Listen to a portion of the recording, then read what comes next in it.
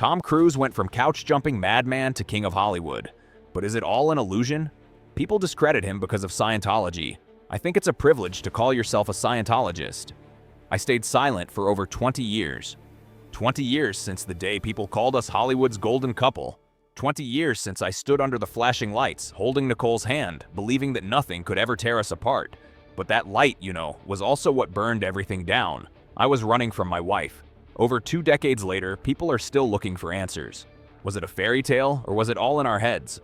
All I will say is, it's been awful. The whole world thought Nicole Kidman and I were the perfect couple, the most powerful man in Hollywood and the most beautiful woman in Australia.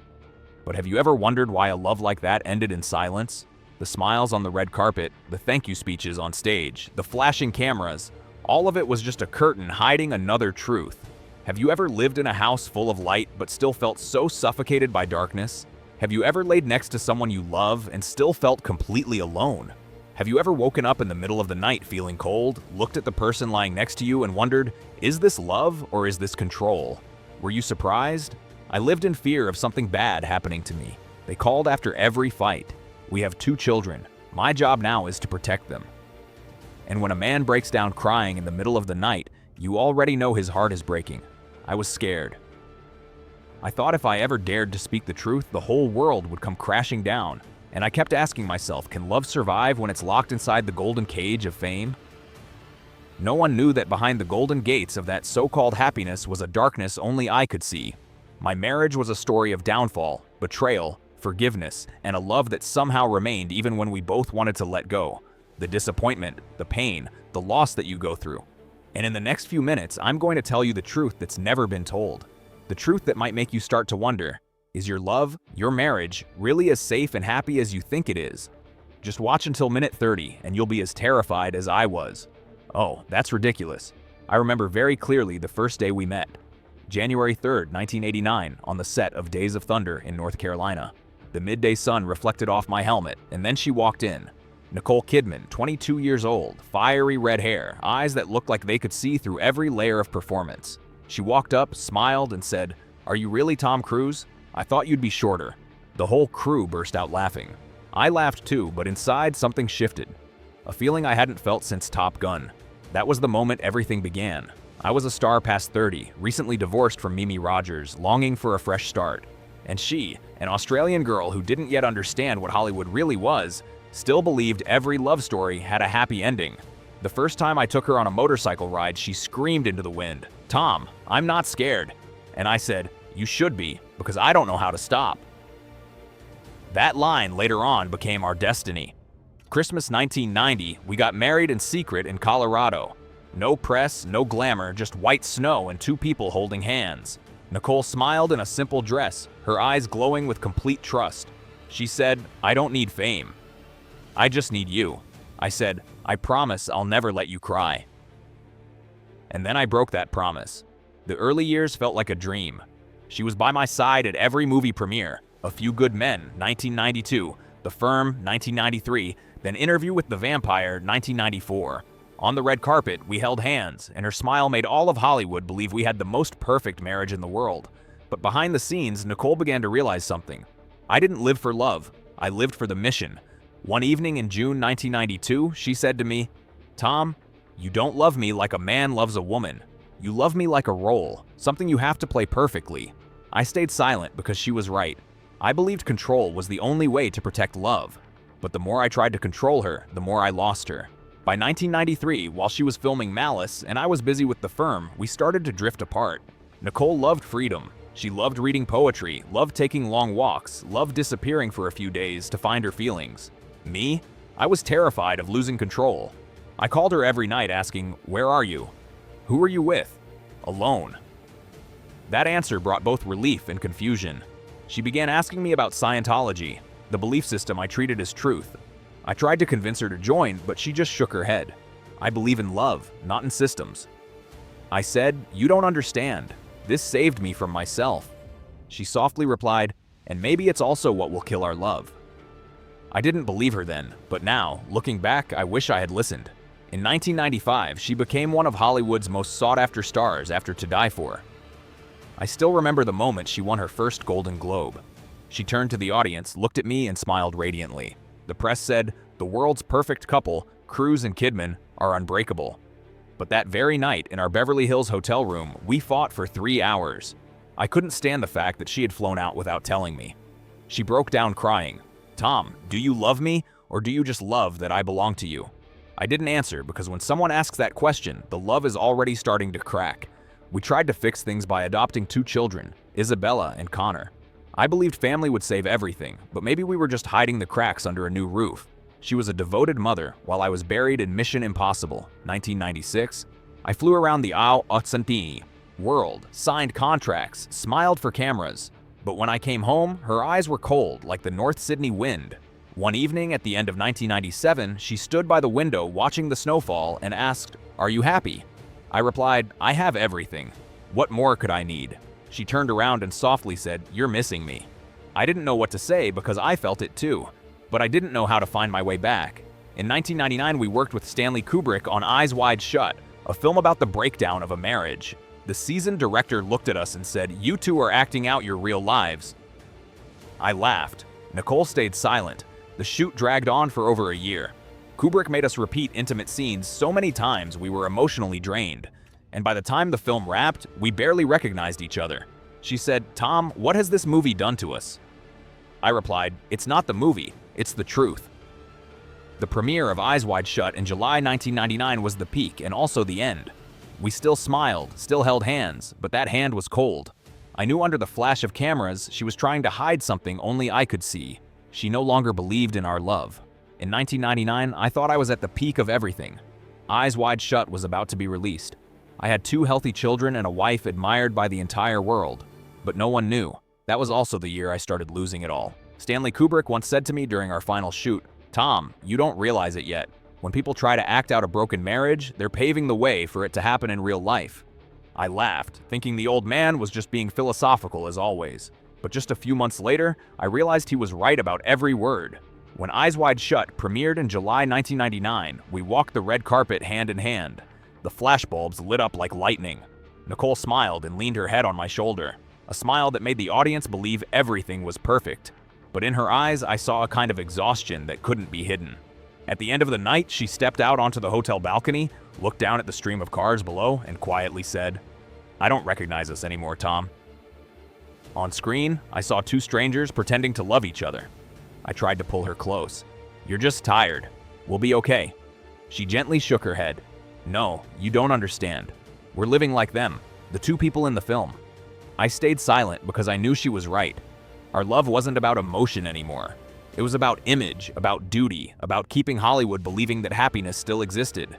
When Kubrick passed away in March 1999, I watched Nicole cry for days. She said, "He saw something we didn't dare to see." I asked, "What?" She answered, "The end." But I didn't believe in endings. I believed in control. I believed in faith. Scientology taught me that all pain could be controlled through willpower. But she believed in emotion. Those 2 beliefs couldn't live under the same roof. She once asked me, "Do you think your faith is taking away a part of who you are?" I answered without hesitation, "No, it makes me stronger." She said, "No, Tom, it makes you colder." I laughed, but deep down I was afraid because she had touched the very thing I was trying to bury. I didn't know how to love without control. In May 2000, she went to film Moulin Rouge in Sydney. I called every night. She was busy, didn't answer. The press showed photos of her beaming alongside director Baz Luhrmann and co-star Ewan McGregor. People said, "Nicole is coming back to life." And me? I felt like I was dying inside. I went to the Scientology office and sat for hours with David Miscavige, the supreme leader. He said, "Nicole doesn't belong on this path, Tom. She's going to pull you away from your mission." I pushed back. "She's my wife." He just smiled. And that's exactly why she's the most dangerous. That night, I came home and couldn't sleep. For the first time, I started seeing my wife as a stranger, someone who could destroy my mission. It was insane, but I believed it. She came home after 4 months of filming. I stood at the door smiling. "I missed you." She hugged me and softly said, "Me too." But in that hug, I felt distance. Her arms no longer held on the way they used to. We tried to fix things, attended the Golden Globe Awards together in January 2001. The whole world said we looked more radiant than ever. But when we got back to our house in Beverly Hills, I said, "Nicole, we need to talk." She looked up, calm. What do you want to say? I said, divorce. She stood still. No yelling, no asking why. She just said one sentence. I thought we were forever. I said, sometimes to save the person you love, you have to let them go. She laughed through her tears. Are you sure it's for me or because you couldn't handle my freedom? I didn't answer because for the first time in my life, I wasn't sure I was doing the right thing. 2 days later, the headlines exploded. Tom Cruise and Nicole Kidman divorced after 11 years of marriage. The world was shocked. All of Hollywood felt like it had been hit by a bomb. People blamed me. They said I was controlled by Scientology. They said I abandoned the woman who gave up her career to follow me. I didn't defend myself because what was there to say when even I didn't understand what had just happened? Catherine Bell, an old friend, said to me, Tom, you just cut away the most beautiful part of your humanity. I said, maybe.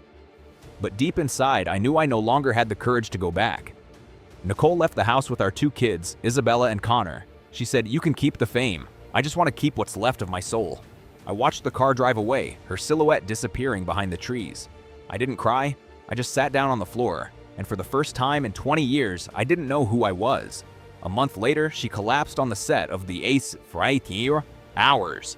The media said she was exhausted from overwork, but I knew she was exhausted from pain. When she accepted the Oscar in 2003, standing on that stage, her voice trembled. I thank life for teaching me how to love and how to lose. I watched live on TV. That sentence hit me like a bullet. She didn't say my name, but the whole world knew she was talking about me. To this day, people still ask, Tom, why did you let her go? I always answer, because I didn't know how to keep her. That's the only truth. I used to believe that faith could save me from fear, from loneliness. But the truth is, faith can't save anyone if it makes you lose who you are. Catherine Zeta-Jones once said something that stuck with me. Love doesn't need a hero, it needs a human. But I, Tom Cruise, only knew how to be a hero. In 2001, I walked out of that empty house. Everything was still in its place. The wedding photo, Nicole's teacup, and the wooden chair where she used to sit and read scripts. I touched the chair and felt the cold. I thought about everything she used to say. I want a home, not an empire. I want to be heard, not taught. I want a man, not a saint. And I failed at every one of them. When the door closed behind me, I didn't just walk out of a marriage. I walked away from the last part of my humanity. After divorcing Nicole, the world became too quiet. No more laughter in the house, no sound of kids running through the halls, no breakfast with someone making coffee for me. Just the ticking of the clock and me, the man once admired by all of Hollywood, now left with nothing but the echo of emptiness bouncing off glass walls. I thought I'd get over it quickly. I'm Tom Cruise, the man who always knows how to bounce back from failure. But I didn't realize that this time I wasn't falling because of my career. I was falling because of myself. As 2001 passed, I threw myself into work like an addict. Minority Report, 2002. The Last Samurai, 2003. Collateral, 2004. With every role, I dove in so deep I forgot to sleep, forgot to eat. Forgot that part of me was still silently crying. People said, Tom's back, stronger than ever. But the truth is, I had never been weaker. Every night after shooting Wrapped, I'd return to the empty house in Beverly Hills, turn on the lights, then switch them off immediately. I couldn't stand the light. It reminded me of Nicole. She always opened every window, letting the light flood in. Me? I closed the curtains, locked the doors, lived in the dark. In 2003, I stood on the Golden Globe stage, smiling, shaking hands, giving thanks. But in that moment, I saw Nicole on the big screen accepting the Oscar for The Hours. She said, sometimes what we think is loss is actually salvation. The entire room stood and applauded. I clapped too, smiling, but my heart felt crushed. I understood her. She was talking about us, about how she had found freedom and I hadn't. I tried to fill the void with Scientology. They said, leave the past behind, Tom. You were chosen to save the world. I believed them. I needed to believe because if I didn't, I'd have to face the fact that I had destroyed the most beautiful thing I'd ever had. I spent hours at their center in Los Angeles. They called me the symbol, the chosen one, the son of faith. I nodded, even though deep down I just wanted to scream, I'm just a man who lost his wife. But no one in Scientology wanted to hear about pain. They only wanted strength from me. So I did what I'd always done best. I performed.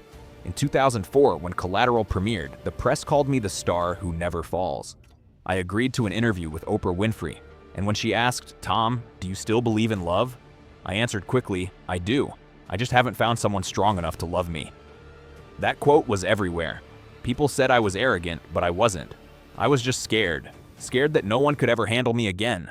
The way I love, the way I control, the way I make people feel suffocated. Loneliness made me reckless. In 2005, I met Katie Holmes, a 26-year-old woman nearly 2 decades younger than me.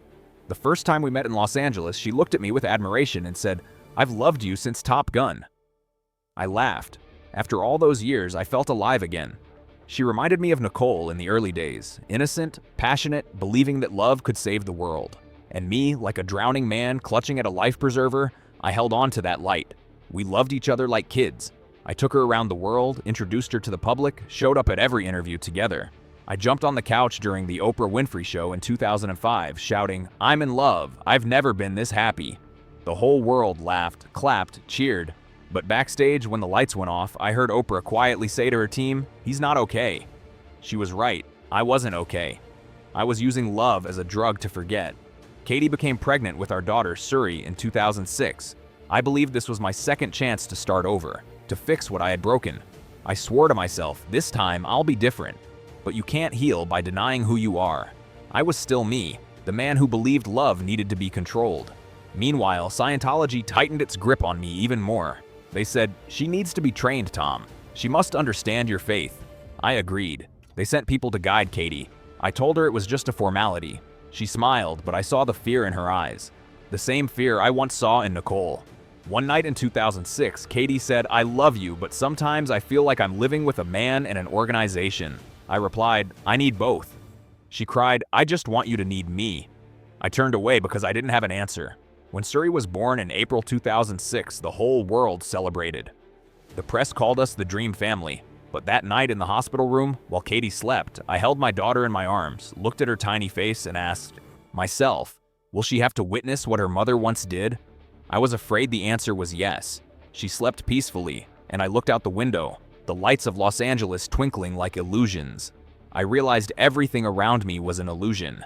The fame, the power, even the faith I thought would save me. In 2006, when Mission Impossible 3 premiered, I stood on the red carpet holding Katie's hand, smiling brightly. But in my mind, I could only picture Nicole standing somewhere, watching us on screen. I wondered, did she see it? Did she smile? Or did she just sigh? Another performance. I once said happiness was a destination, but I was wrong. Happiness isn't a place you arrive at. It's the person who stays, and I had already lost that person. In the years that followed, people called me many names. A madman, a fanatic, a lost star. But they didn't know I was just a man trying to fill a void with faith, fame, and promises. But nothing could fill it. No one could fill it. Looking back at the years from 2001 to 2006, I see that I was no longer the Tom Cruise from Top Gun, from Jerry Maguire. I was a different version, tired, rigid, and afraid. I used to believe that if I were strong enough, faithful enough, and in control enough, I could hold on to everything. Love, family, faith, and the image of who I was. But in 2006, when the final lights of Mission Impossible 3 went out, I realized that sometimes the things you try hardest to hold on to are the ones that leave you the fastest. I had Katie, I had Suri, I had everything the world could ever dream of. Yet somehow, I still felt empty inside. Katie was young, bright, innocent, and full of the belief that love could heal anything. But after years of living in the world of Scientology, I had forgotten how to love without control. Every morning, I'd see her walk through the kitchen doorway, hair messy, smiling softly in the sunlight. And instead of feeling joy, I felt fear. Fear that I would hurt her the way I once hurt Nicole. I tried to be different, tried to be a gentle husband, a good father, but the wounds inside me had never healed. And the fear of losing everything made me repeat the same mistakes I once regretted. We lived in a Beverly Hills mansion. Beautiful, luxurious, but cold. I installed cameras in the halls, fitted the house with a state-of-the-art security system, always saying it was to protect the family. But in truth, it was about control. I wanted to know where she went, who she met, who she spoke to. I needed everything to be monitored. I thought that was love, but it was fear. I was afraid she would leave, afraid that one day I'd wake up and find myself alone again in an empty house, just like 5 years before. Katie stayed quiet. She didn't argue or fight back. She just slowly withdrew. Every night, I'd walk past the living room and see her sitting by the window, looking down at the street full of lights. She once asked me, "Tom, do you ever wish you were just a normal person?" I laughed and said, "I can't." She looked at me sadly and said, "I know, but I can." I didn't understand what she meant back then. I thought she was just tired, maybe fragile. But the truth was she was trying to breathe, and I wasn't letting her. I had turned that house into a place where she could no longer be herself. I didn't realize I was turning Katie into Nicole all over again, the woman who smiled for the cameras but cried silently behind closed doors. Then the world began to turn its back on me. In 2008, a video of me spread everywhere, me speaking about Scientology, about my mission to save the world. They edited it, mocked it, and turned me into a global punchline. Within days, everyone was calling me one thing: crazy. Hollywood distanced itself. Studios ended contracts. Paramount sent a notice terminating our partnership. I stared at that paper in disbelief. The man who had once been the symbol of American cinema was now seen as a public liability. I went home, sat in the dark, and Katie said, "You don't need to save the world, Tom. You just need to save yourself." I shouted, "I don't need anyone to save me." She stayed silent, held our daughter's hand, and walked out of the room, leaving me alone with the echo of my own voice. I went to see Miscavige, the leader of Scientology. He said, "Don't worry, we'll teach them to respect you." I nodded, trying to believe him, but deep down, I knew I was afraid. I no longer knew where faith ended and the facade began. I still attended meetings, still spoke about spiritual enlightenment, still wore the calm face of a man who understood everything. But the truth was, I didn't even understand myself. I no longer believed that love could save anyone. I only knew I was falling, slowly, quietly, and no one could hear it. In 2009 and 2010, Katie and I lived like two parallel worlds. She began avoiding Scientology events. She only came with me when it was absolutely necessary. She no longer smiled genuinely during interviews. I knew because I had once seen her real smile, and that smile was no longer for me. One evening, she said, "Do you remember the first time we met? You told me you'd protect me from everything." I nodded. She continued, "But now, I think I need to be protected from you." Those words left me speechless. Not because I was angry, but because they were true. I had become the very person she needed to escape from. Suri was growing up between two worlds, one with a father preaching faith and one with a mother teaching freedom. I didn't know what she thought, but I could see she was becoming quieter, more afraid. Every time I entered the room, she'd cling to her mother. I told myself it was just a phase, that she'd understand when she grew older. But now I know I planted that fear myself, with the same hands that once swore to protect her. By 2011, everything started to fall apart. Katie wanted to take Shuri to New York so she could attend a regular school. I objected, insisting our daughter needed protection. She looked at me and asked, "Protection from who, Tom? The world or you?" I didn't answer. That question kept me awake for countless nights. I traveled everywhere just to escape. London, Tokyo, Iceland. I told everyone I was working, but in truth, I was running. When I finally returned to Beverly Hills, the house was empty. She was gone. On June 29, 2012, I got a call from my lawyer. Katie has filed for divorce. I laughed in disbelief, thinking she was just angry. But only hours later, the headlines flooded in. Katie Holmes escapes from Tom Cruise. Her getaway from Scientology. I kept reading that headline over and over, unable to believe it. The word escape sent chills down my spine. The woman who once said she loved me, who had given birth to my child, now had to escape from me, like fleeing a prison. Every major newspaper ran the story. Photos of Katie walking with Suri in broad daylight, her face anxious, taken from a distance, spread across the world. I sat alone in my room while the phone rang nonstop. Producers, friends, journalists, everyone wanted to know what Tom Cruise thinks, but I couldn't think at all. I just stared at the photo of the two of them on the screen. Suri held her mother's hand tightly, fear in her eyes. She looked uncannily like Nicole. Those blue eyes, the long lashes, and the sadness I had passed down to both women in my life. I called Katie. No one answered. I wrote letters. No reply. I looked into the mirror and saw a hollow face, sunken eyes, and the stiff smile of a man who had lost everything but couldn't admit it. Miscavige called and said, "You still have us." I answered, "No. All I have left is your faith. The real me is already dead." Then I hung up. In the months that followed, I lived like a ghost. I didn't go out. I didn't talk to anyone. The big house was filled with silence. I could still hear Suri calling Daddy in my dreams. And every time I woke up for a moment, I thought I still had a chance. But mornings are always crueler than nights. When the light slipped through the curtains, I'd find myself alone again, surrounded by the same walls I once thought were my fortress. Nicole once said something I used to think was cliché. "Tom, if one day you lose everything, you'll finally know who really loves you." Now I understand. When I lost everything, all I had left was myself, and I wasn't sure I could still love that person. I wasn't afraid of dying, but I was afraid of living. Living with no one who believed in me. No one who spoke my name with the same gentleness as they once did.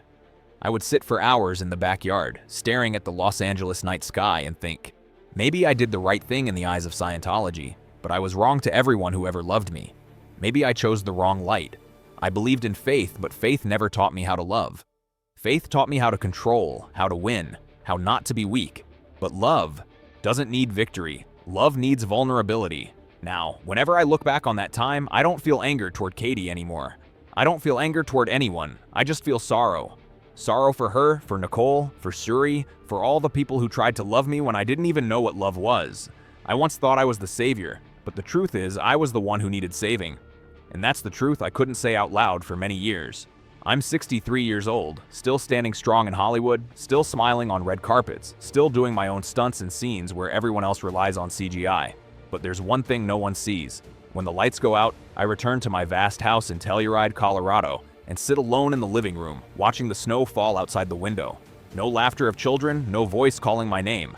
Only the wind howling through the glass and the ticking of a clock reminding me that time has mercy for no one. People look at me and say, Tom Cruise never ages. He's Hollywood's immortal icon. But I know that's just a shell. I'm not immortal. I've just learned how to hide my loneliness. Every morning I wake early, make coffee, work out, and prepare for another day on set. Mission? Impossible. Dead Reckoning is still being reshot, and I'm still performing the dangerous stunts myself. The press calls it perfectionism, but for me, it's simply the only way to feel alive. When I jump from a plane over the Norwegian Valley at more than $13,000 FT, the wind slapping my face and my heart pounding as if it might burst, I think of Nicole, of Katie, of Suri. I wonder if any of them ever watch these scenes, if they understand that every leap I take is really an attempt to escape the fear inside me. People think I'm fearless, but the truth is, I'm more afraid than anyone. Afraid of silence, afraid of the night, afraid of the truth, afraid of myself. I still talk to my daughter on the phone, though not often. Suri is 17 now, living in New York with her mother. I haven't watched her grow up day by day, haven't heard her talk about her friends, her lessons, her dreams. I only hear about her from afar, through the media, through paparazzi photos. Every time I see her face on a news page, I stop and stare for a long time. She looks like Nicole in the eyes, like me in the smile, and like Katie in the way she sees the world. Strong, yet deeply sensitive. I always tell people that everything's fine, but deep down, I know I've missed the most important thing, being a father. I once thought I was a hero, but no hero stays away from his daughter when she needs him most. The public asks, why doesn't Tom Cruise remarry? Why doesn't he fall in love again? I smile and say nothing. They don't know that after 2 broken marriages, I no longer have enough faith left to love again. I have friends, partners, colleagues, even women who've come and gone, but no one has stayed. I don't blame them, because I don't know how to keep anyone. I've spent my whole life controlling everything, even my emotions. I'm used to living in a world where every shot has a script, every scene has an ending already written, but real life has no director, and when tragedy strikes, you can't call cut.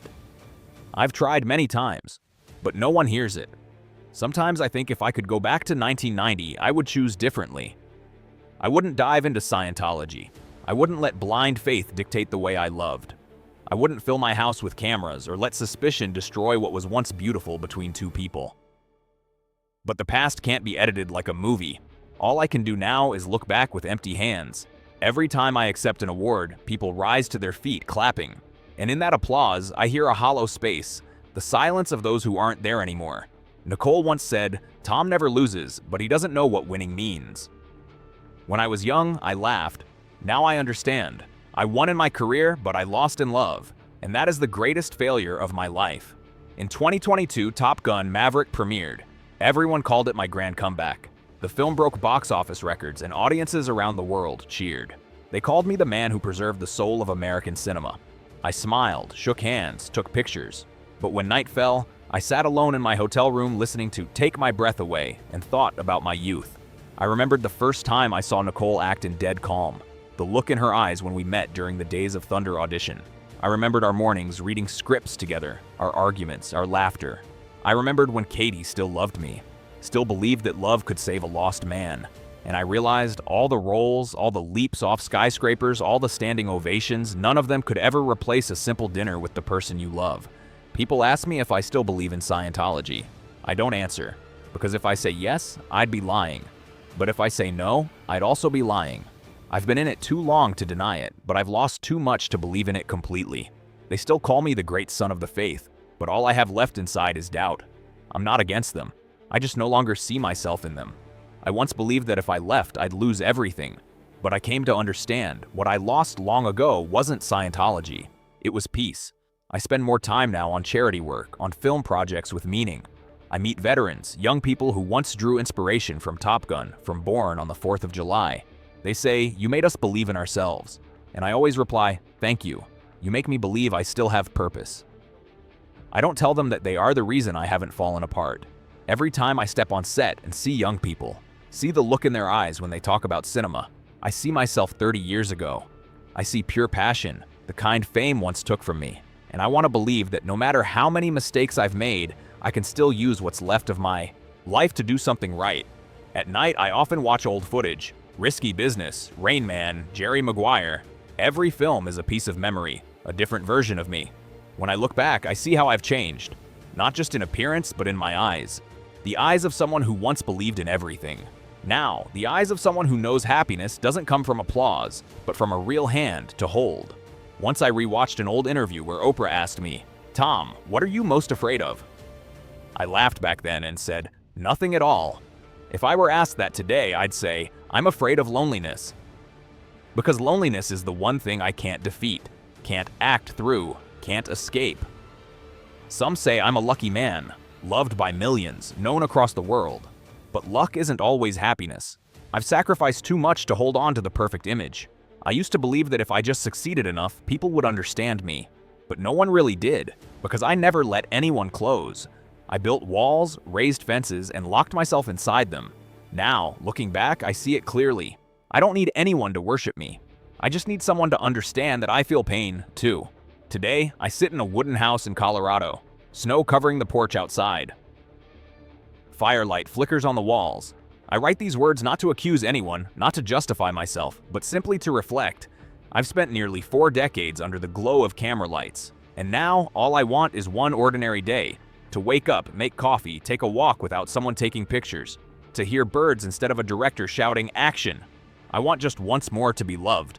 Not as a movie star, but as a man. I don't know if I'll get that chance again, but at least today I have the courage to say, I was wrong. If someone asked me what the most valuable thing in my life is, I wouldn't say the Oscar, not the $100 million contracts, not the private jets or the mansions. The most valuable thing to me is the real moments. When I heard my daughter call me daddy, when Nicole laughed at a silly joke, when Katie held my hand in the middle of a crowd without caring who was watching. Those moments passed faster than any film scene, but they're the ones I wish I could go back and relive. I know a lot of people won't believe what I'm saying. They'll think this is just another attempt to rebrand myself. But the truth is, at 63, I don't want to act anymore. I just want to be real. Even if that makes me vulnerable, even if it makes me small. Because only when I admit I'm no longer the hero can I finally be myself. I'm no longer afraid of rumors, no longer afraid of being misunderstood. The only thing I'm afraid of now is living my whole life without ever telling the truth. What about you? Are you brave enough to face your own past? Leave a comment with the number 3 if you've ever lived through a love that changed you forever. And if this story made you realize that even the strongest looking people carry wounds that never fully heal, leave a comment with the number 9.